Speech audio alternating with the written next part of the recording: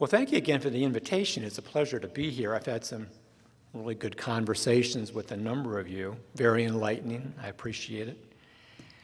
Let me conclude by saying I believe that the two major parties have let us down.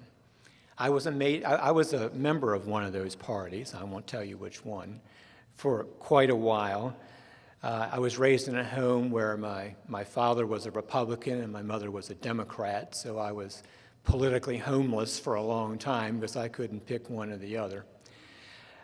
So when I found the Libertarian Party, I found that it was okay to be a fiscal conservative, meaning that you need to balance your budgets.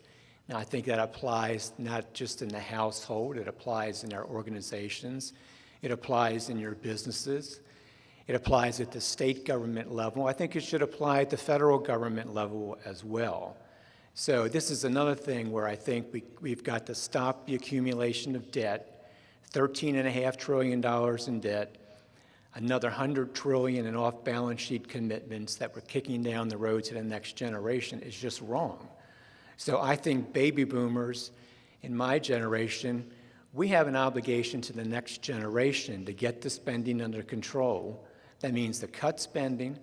That means to start reducing the debt over a period of time. A certain amount of our budget ought to be going to debt servicing.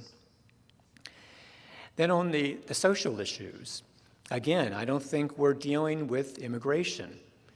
I think we need to take a serious look at amnesty and a pathway to citizenship. I would challenge both of my opponents to take a similar stand.